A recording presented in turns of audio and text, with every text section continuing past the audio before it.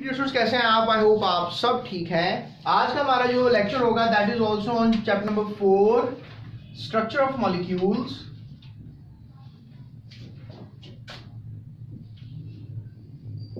और आज हमारा टॉपिक है very hot topic, coordinate covalent bond. Coordinate covalent bond, covalent bond.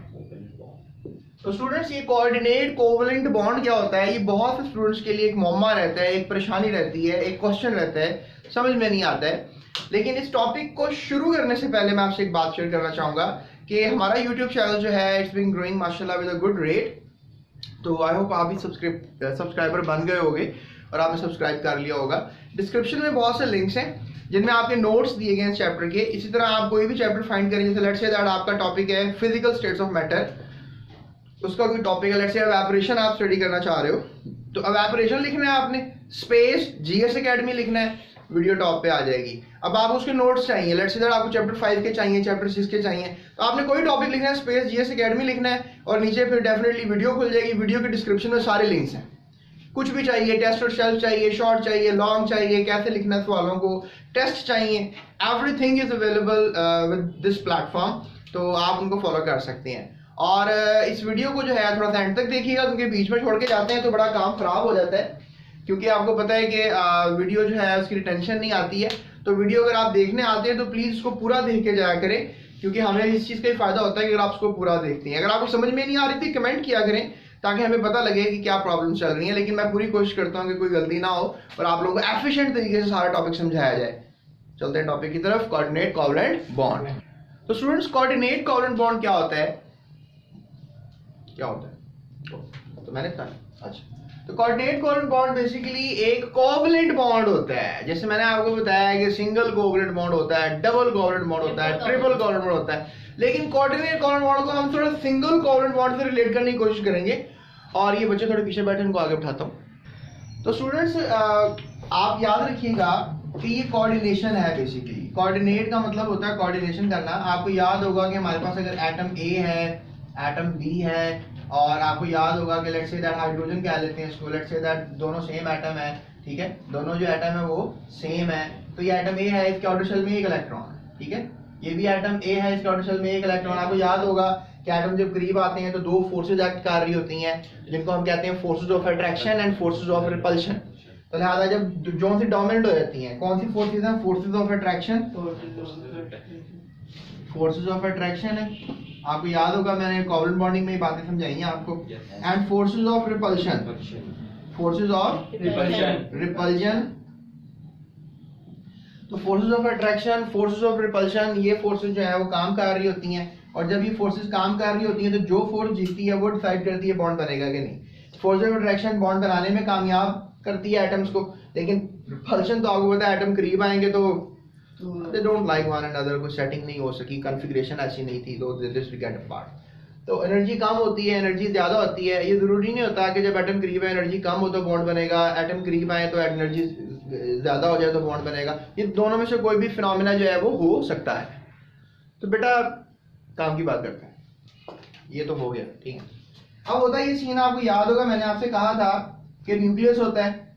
अगर न्यूक्लियस के दरमियान इलेक्ट्रॉन आ जाए तो उनको हम कहते हैं बॉन्ड पेयर। क्या कहते हैं उनको? Bond pair. बॉन्ड पेयर कहते हैं। अगर न्यूक्लियस के मतलब लेट्स से दैट किसी एटम में एक से ज्यादा इलेक्ट्रॉन है, लेट्स से दैट ये एक शेल है और इसके पास एक से ज्यादा इलेक्ट्रॉन है, लेट्स से दैट इसके पास 3 इलेक्ट्रॉन है, पर ये तो दो न्यूक्लियस के दरमियान नहीं है ना इलेक्ट्रॉन, तो ये क्या होंगे? ये लोन पेयर, लोन पेयर होंगे। ये मैंने आपसे पहले बातें की हैं। थोड़ा सा हमें बॉन्ड पेयर, लोन पेयर के कॉन्सेप्ट को स्ट्रॉन्ग करना होगा। अगर आप इसको स्ट्रॉन्ग कर लेंगे तो फिर definitely it will be easy for you to understand coordinate covalent bonding. अब स्टूडेंट्स होता क्या है कि आपने ये पढ़ा कि भाई ये एक एटम इलेक्ट्रॉन कंट्रीब्यूट कर रहा है, न्यूक्लियस के दरमियान आ गया इलेक्ट्रॉन, ये भी एक कर रहा है। हमने कहा था कि जब एक एक इलेक्ट्रॉन एक इलेक्ट्रॉन की जोड़ा हो तो हमने कहा था सिंगल कोवलेंट बॉन्ड। याद है आपको? लेट्स से दैट ये हाइड्रोजन है, लेट्स से दैट ये भी, अब छोड़ दो ना इस इलेक्ट्रॉन को, ये भी हाइड्रोजन है, तो अब एक एक इलेक्ट्रॉन है तो ये हो गया इन दोनों के दरमियान। अब इसका डुप्लेट पूरा हो गया, इसका भी डुप्लेट पूरा हो गया, शेयरिंग हो गई ना। दो इलेक्ट्रॉन, ये एक इलेक्ट्रॉन इसका था, एक शेयर हो गया, दो इसके हो गए, ये इलेक्ट्रॉन इसका था, ये शेयर हो गया, दो इसके हो गए। तो that makes a single covalent bond. ये है mutual sharing. Mutual sharing, I don't know spelling of mutual, MUTUAL है ना, Yes, sir. UAL mutual, check it out, mutual sharing. लो म्यूचुअल के स्पेलिंग ही मिस हो रहे हैं, तो स्टूडेंट्स ये कांग्रेचुलेशन, स्पेलिंग ठीक है। सो म्यूचुअल शेयरिंग जो है is going to be there for these two atoms, लेकिन कोऑर्डिनेट कोवलेंट बॉन्ड में ऐसा नहीं होता, नहीं होता है। क्या होता है, अब उसमें let's say that atom A है, let's say that atom B है, अब डेफिनेटली इसको भी जरूरत है लेट्स से दैट इलेक्ट्रॉन्स की, राइट, इसको भी इलेक्ट्रॉन्स की जरूरत है, तो they just need to make a bond, इनकी फोर्स ऑफ अट्रैक्शन डोमिनेंट है लेट्स से दैट, ठीक है, उन्होंने आपस में करीब आना तो बॉन्ड बन जाएगा। लेकिन सीन पता क्या होता है, ये तो इलेक्ट्रॉन लेकर ही नहीं आएगा, मतलब बॉन्ड बनाने में इलेक्ट्रॉन नहीं लगाएगा, नो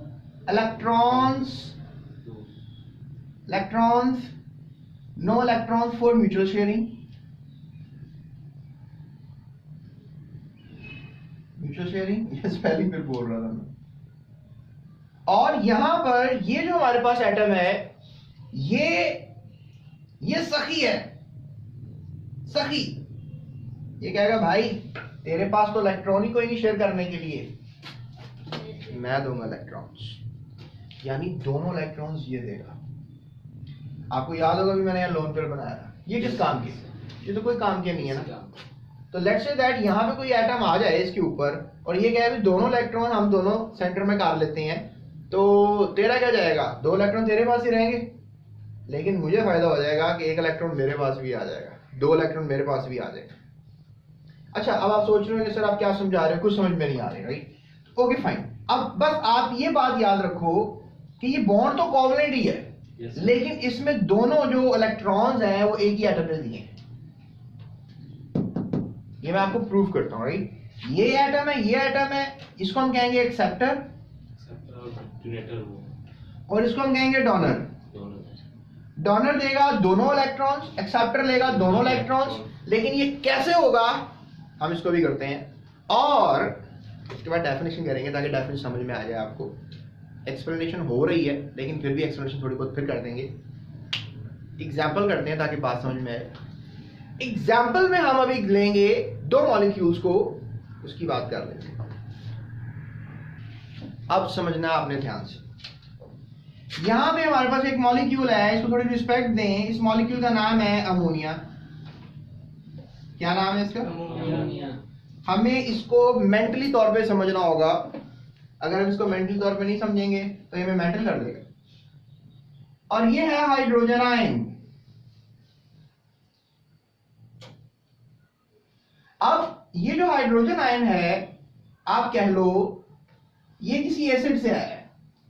एसिड की ये खासियत होती है, लेट्स से आपको एक एसिड पता होगा, अभी मैंने आपको सिंगल कोवलेंट बॉन्ड में समझाया भी ये, क्या नाम है इसका, हाइड्रोक्लोराइड, हाइड्रोक्लोराइड, ये आपके पेट में होता है, टेट में होता है, ये आपकी, that is hydrochloric acid, hydrochloric acid. अब ये हाइड्रोक्लोरिक एसिड की खासियत होती है कि जब ये पानी के साथ अटैच करता है अपने आप को, तो ये हाइड्रोजन आयन रिलीज कर देता है और क्लोराइड आयन रिलीज कर देता है, और यू कैन से दैट के वाटर के साथ ये आयन अटैच हो जाता है, तो H3O पॉजिटिव की शक्ल बनती है। यानी कि अगर मैं पानी को इसके साथ अटैच करूं तो H+ रिलीज हो जाएगा और वो अटैच हो जाएगा पानी के साथ और क्लोराइड फ्री हो जाएगा। यानी कहना मैं ये चाह रहा हूं कि हाइड्रोजन आयंस के साथ कोई सीन ऑन होगा, हाइड्रोजन आयन जो है वो एक्सेप्टर बनेंगे।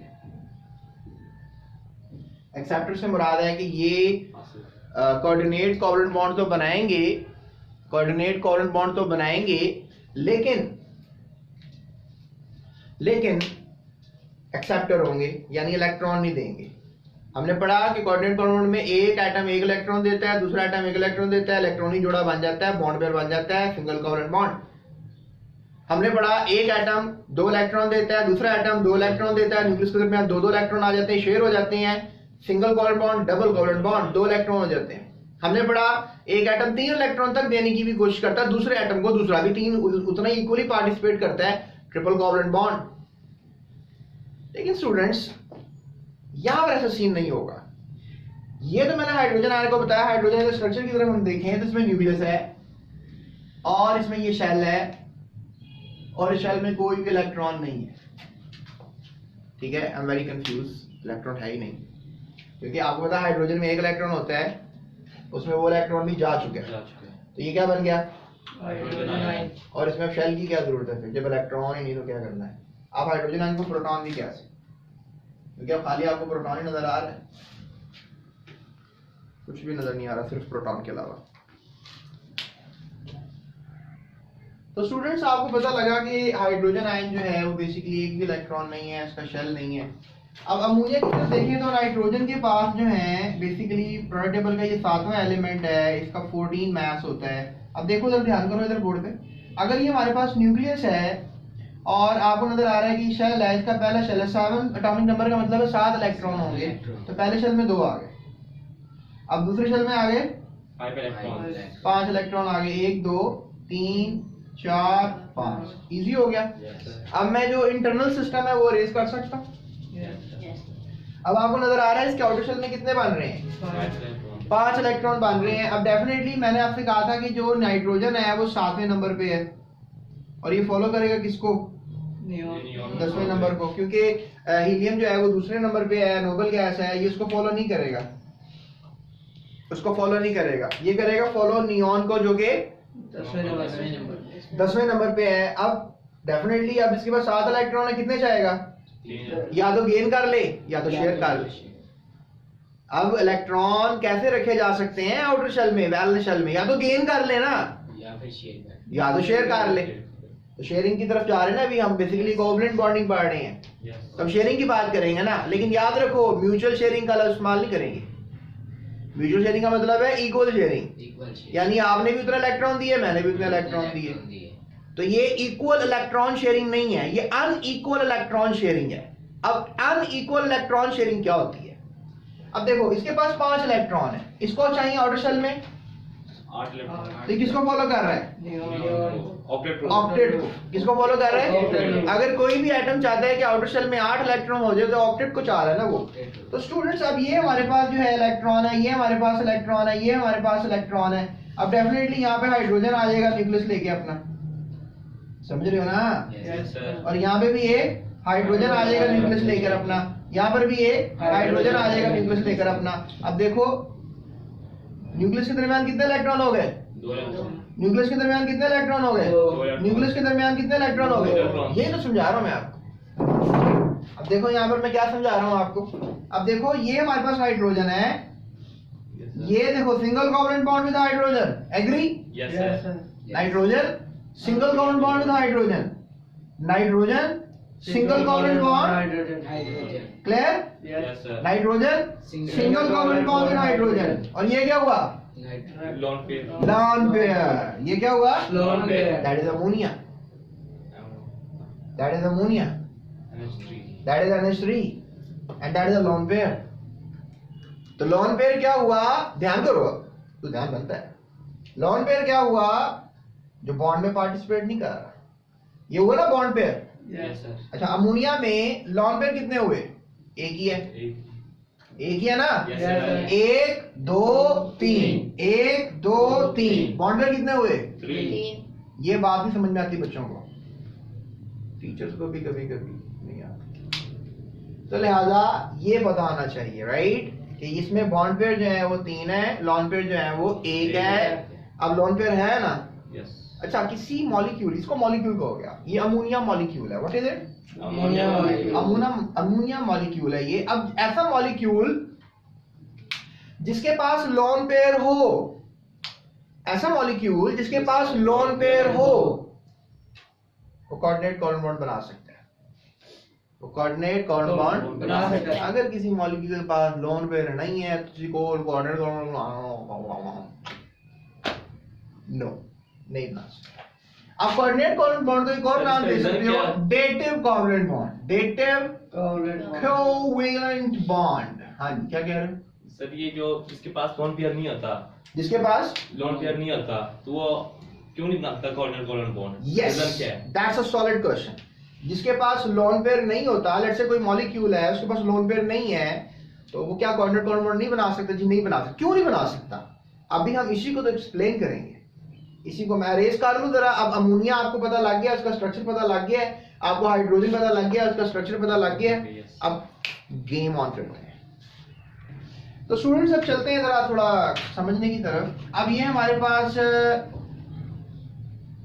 नाइट्रोजन है, ये उसका वो लोन पेयर है जो बॉन्ड पेयर के तौर पे ये न्यूक्लियस है, और ये वो इलेक्ट्रॉन है, एक ये इलेक्ट्रॉन है, एक ये इलेक्ट्रॉन है। क्लियर? इसने ऑक्टेट पूरा करना था। यहाँ पर क्या हुआ? ये हाइड्रोजन आ गया, यहाँ पर क्या हुआ? ये भी हाइड्रोजन आ गया, और यहाँ पर क्या हुआ? इलेक्ट्रॉन लेकर ये तो म्यूचुअल शेयरिंग हुई ना। ये क्या हुई? एक इसने दिया, एक इसने दिया, बॉन्ड बन गया। एक इसने दिया, एक इसने दिया, बॉन्ड बन गया। दो न्यूक्लियस के दरमियान इलेक्ट्रॉन। क्लियर होगी ये बात? ये क्या है? ये वो इलेक्ट्रॉन है जो न्यूक्लियस के दरमियान नहीं है। ओके, यहाँ पर एक न्यूक्लियस है, यहाँ पर बना लेते हैं। यहाँ पर एक ऐसा न्यूक्लियस है जिसके आउटर शेल में कोई इलेक्ट्रॉन ही नहीं है, हाइड्रोजन है। क्लियर होगी ना बात? ये यस सर। यानी ये हाइड्रोजन आया ना जिसके पास कोई इलेक्ट्रॉन न्यूक्लियस तो है लेकिन कोई नहीं। अच्छा, हाइड्रोजन किसको फॉलो करता है? हीलियम। और हीलियम को फॉलो करने का मतलब है इसको कितने चाहिए? तो वैलेंस शेल में 2 इलेक्ट्रॉन चाहिए। वैलेंस शेल में 2 इलेक्ट्रॉन चाहिए। तो लिहाजा आप क्या करें? इलेक्ट्रॉन तो है ही कोई नहीं, तो अब इसके पास दूसरे 2 इलेक्ट्रॉन चाहिए। एटम को जिसको 2 इलेक्ट्रॉन चाहिए हो उसको हम कह सकते हैं एक्सेप्टर। ये शर्त है कि अगला जिसने इलेक्ट्रॉन लेने हो 2 ले, 1 नहीं लेगा। हुआ ना हमने कोवैलेंट बॉन्डिंग में, सिंगल कोवैलेंट बॉन्डिंग में क्या किया कि 1 इलेक्ट्रॉन उसने दिया, 1 उसने दे दिया, तो शेयरिंग हो गई। तो हमने कहा चले दिया तो 1 ना, अब दूसरे ने 1 दिया और शेयर 1 करना, इसको 1 चाहिए था, इसको भी 1, एटम ए को भी 1 चाहिए था, एटम बी को भी 1 चाहिए था, सिंगल कोवैलेंट बॉन्ड, दोनों चाहिए था डबल कोवैलेंट। अब यहाँ पे ये सीन है कि इलेक्ट्रॉन ही कोई नहीं है, तो चाहिए कितने? 2। डुप्लेट पूरा करने के लिए है, डुप्लेट पूरा करने के लिए 2 इलेक्ट्रॉन चाहिए इसको। ऐसा करते हैं न्यूक्लियस करीब लाते हैं इसके। Forces of attraction, forces of repulsion कौन से विन करेंगी? तभी तो बॉन्ड बनेगा ना। अगर अट्रैक्शन नहीं हो तो बॉन्ड नहीं बनेगा। आगे न्यूक्लियस पास। Yes sir. अब अमोनिया सोच रहा है यार ये मेरे इलेक्ट्रॉन फालतू पड़े हुए हैं, ये बॉन्ड पेयर है, यस सर। ये भी बॉन्ड पेयर है, यस। और ये भी बॉन्ड पेयर है। कितने बॉन्ड पेयर? 3। बॉन्ड पेयर हो गए 3, और लॉन पेयर 1, लॉन पेयर हो गया 1। और कह रहा है यार ये लॉन पेयर पड़ा होगा, ये क्या कर रहा है यहाँ पे?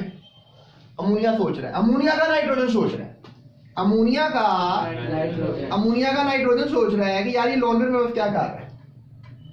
सीन ये होता है भाई कि ये इलेक्ट्रॉन जो होता है यहाँ से निकलता है, यहाँ पर थोड़ा करीब इसके न्यूक्लियस के आ जाता है, और एक चक्कर इसका भी काट आता है, और ये इलेक्ट्रॉन डेफिनेटली चक्कर तो उसका भी काटेगा ना। Yes sir. तो ये इलेक्ट्रॉन इसका भी हो गया। अच्छा, ये न्यूक्लियस जो आया यहाँ पर, ये जो न्यूक्लियस आया ये तो कोई इलेक्ट्रॉन लेकर नहीं आया था ना, समझ रहे इस चीज को? Yes, sir. दोनों के दोनों इलेक्ट्रॉन किसने शेयर किए?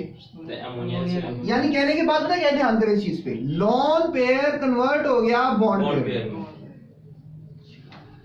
यानी ऐसी शेयरिंग है, कोऑर्डिनेट कोवैलेंट बॉन्ड है, कोवैलेंट ही है, शेयरिंग ही, यस सर। लेकिन ऐसी शेयरिंग है जिसमें बॉन्डेड इलेक्ट्रॉन एक ही एटम ने प्रोवाइड किए हैं। ये ऐसी शेयरिंग है जिसमें बॉन्डेड इलेक्ट्रॉन एक ही एटम ने प्रोवाइड किए हैं, और वो यहां पे फिलहाल एग्जांपल में नाइट्रोजन है। अब इस बात को समझने की कोशिश करें। ये पहले क्या था मैं समझा देता हूं दोबारा आपको ये बात। ये दोनों लोन पेयर थे, ये न्यूक्लियस करीब आया, इसने कहा ये इलेक्ट्रॉन जो है going to move around this nucleus. अब ये इलेक्ट्रॉन भी somehow move around this nucleus के 2 पूरे हो गए। लुक एट दैट, डुप्लेट पूरा हो गया हाइड्रोजन का। Yes sir. एक चीज, अच्छा आप लोगों को सर नाइट्रोजन इतना सही बना पड़ा है, उसको क्या तकलीफ है? उसका क्या था? उसका तो पहले ऑक्टेट पूरा था ना। ये देखो, इसको भूल जाओ, इसको भूलो, इसको भूल जाओ। यहां पर हमारे पास लोन पेयर है, यहां पर हमारे पास लोन पेयर है। अब तुम्हें पता है 2 ये इलेक्ट्रॉन, 2 ये, 2 ये, कितने हो गए? 6 इलेक्ट्रॉन। ऑक्टेट पूरा हो गया। 2 ये है ना लॉन पेयर की शक्ल में। Yes. 8 तो पूरे हैं किसके? नाइट्रोजन के। इसके 2 पूरे हैं, डुप्लेट इसका पूरा है, इसका भी डुप्लेट है, इसका भी डुप्लेट है, इसका ऑक्टेट है। नाइट्रोजन का ऑक्टेट पूरा है, हाइड्रोजन के डुप्लेट पूरे हैं, लेकिन फिर क्यों पंगे ले रहा है नाइट्रोजन? ये समझा रहा हूं मैं आपको। तो स्टूडेंट्स यहां पर यही सीन है कि ये जरूरत नहीं थी नाइट्रोजन को, ऑक्टेट इसका पूरा था। लेकिन ये लॉन पेयर इसको पसंद नहीं है नाइट्रोजन को कि लॉन पेयर रहे, मेरे इलेक्ट्रॉन बाउंड रहे, मेरी स्टेबिलिटी और हो जाएगी। तो जिस भी मॉलिक्यूल के पास लॉन पेयर होते हैं वो बनाता है कोऑर्डिनेट कोवलेंट बॉन्ड। तो ये सीन हुआ कि जब न्यूक्लियस आया, खाली न्यूक्लियस आया फिलहाल, और ये इलेक्ट्रॉन जो है इधर चला गया, और ये जो लॉन पेयर जो है, मतलब बॉन्ड पेयर जो है वो एक ही एटम ने दे दिया। समझ रहे हो इस चीज को? यानी ये वाला इलेक्ट्रॉन जब इधर चला गया, दो न्यूक्लियस के दरमियान इलेक्ट्रॉन बॉन्ड पेयर बन गया, तो न्यूक्लियस आ गया, ये हो गया एक्सेप्टर, और क्या हो गया नाइट्रोजन का न्यूक्लियस। अब इसी को हम जरा थोड़ा सा प्रैक्टिकली करके लिखते हैं ताकि जो बुक वाली एग्जांपल है वो लिखी जाए। ये देखें, अब हमारे पास नाइट्रोजन था, यस सर, ये हमारे पास सिंगल कोवलेंट बॉन्ड था हाइड्रोजन के साथ, सिंगल कोवलेंट बॉन्ड हाइड्रोजन के साथ, सिंगल कोवलेंट हाइड्रोजन के साथ, ये लॉन पेयर था, यस, और ये था हमारे पास हाइड्रोजन आयन, यानी जो एक न्यूक्लियस था। न्यूक्लियस था। अब हुआ ये कि ये लॉन पेयर चला गया किसके पास? हाइड्रोजन के पास। तो प्लस कर देते हैं, यहाँ पे इन दोनों का आपस में रिएक्शन हो रहा है।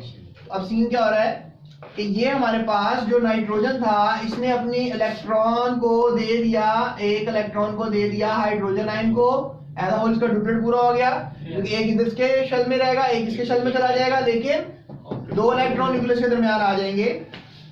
आ रही है समझ में? अब एक चीज का फर्क है, मैंने एरो बनाया है, मैंने लाइन नहीं बनाई।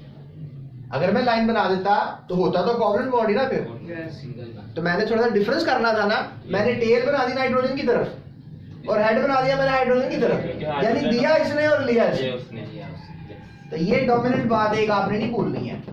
और देखो ये जो चार्ज है अब इसके ऊपर नहीं रहा ना, चार्ज तो पूरे सिस्टम पे आ जाएगा, क्योंकि अभी जुड़ गया ना इसके साथ। तो चार्ज पूरे सिस्टम पे, पूरे मॉलिक्यूल पे आएगा। अब ये देखो अमोनिया जो था, that was a molecule, hydrogen ion था, और एज अ होल ये बन गया अमोनियम आयन, अमोनियम आयन बन गया। Look at that, ammonium ion. ये मैंने आज आपको अमोनियम आयन सिखाया, आपने चैप्टर नंबर 1 में रेडिकल्स के अंदर टेबल के अंदर इसको पढ़ा था। तो स्टूडेंट्स ये डोनर, ये एक्सेप्टर, ये बना अमोनियम आयन, और ये है एग्जांपल कोऑर्डिनेट कोवलेंट बॉन्ड की। और इसकी डेफिनेशन क्या है मैं आपको बताता हूं।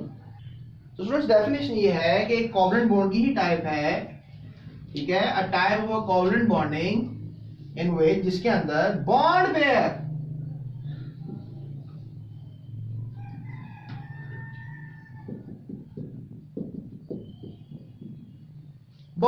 This called bond pair, bond pair, bond pair. अब ये भी बन गया ना bond pair, this is also called bond pair, in which bond pair of electrons, है ना, दो electrons, is donated by a one bonded, इसने डोनेट किया one bonded atom, bonded atoms, one bonded atom, bonded atoms, one bonded atom only। bonded atoms के अंदर एक ही atom ने electrons दिए हैं। क्लियर होगी बात? So that makes a coordinate covalent bond। लेकिन कहानी अभी खत्म नहीं हुई, एक एग्जांपल और है, उसमें अमोनिया ही होगा क्योंकि अच्छा इलेक्ट्रॉन डोनर है। देखो पानी भी बना सकता है कोऑर्डिनेट बॉन्डिंग, पानी के पास दो लोन पेयर होते हैं, ऑक्सीजन के पास, इसके पास अगर हाइड्रोजन आयन आ जाए तो बनाएगा H3O positive hydronium ion. Ammonia के पास हाइड्रोजन आयन गया, इसने बनाया अमोनियम आयन। अब अमोनिया जो है, एक एग्जांपल और वो आपको सिखाते हैं, BF3 बोरॉन ट्राइफ्लोराइड। तो बोरॉन ट्राइफ्लोराइड भी जो है वो सिंग ऑन करता है, और वो कह लो कि इलेक्ट्रॉन्स का एक्सेप्टर बनता है, स्पेशली BF3 में बोरॉन। ये मैं आपको समझाऊंगा मेरे नेक्स्ट पार्ट में, बताऊंगा, क्योंकि 25 मिनट हो गया आपको समझाते हुए, तो मेरे नेक्स्ट पार्ट में समझाऊंगा एग्जांपल में आपको। और अमोनिया जो है उसका नाइट्रोजन फिर वो डोनर बनेगा, और बोरॉन ट्राइफ्लोराइड का बोरॉन एक्सेप्टर बनेगा। यहाँ पर नाइट्रोजन डोनर बना, अमोनिया का नाइट्रोजन डोनर बना, और हाइड्रोजन आयन एक्सेप्टर बना। यहाँ पर वाटर का ऑक्सीजन डोनर बना और हाइड्रोजन आयन एक्सेप्टर बना।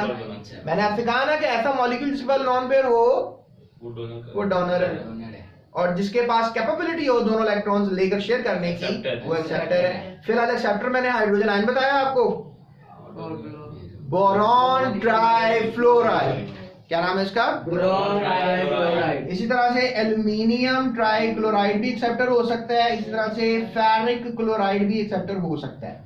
लेकिन अभी फिलहाल मैं ये नहीं समझाऊंगा, आपके सिलेबस में नहीं है, लेकिन मैं आपको समझाऊंगा BF फ्री। लेकिन मेरी नेक्स्ट वीडियो में होप तो चैनल सब्सक्राइब कर लिया होगा, डिस्क्रिप्शन में लिंक्स हैं, फॉलो करें, इस वीडियो को शेयर कर दीजिएगा। That's it, thank you.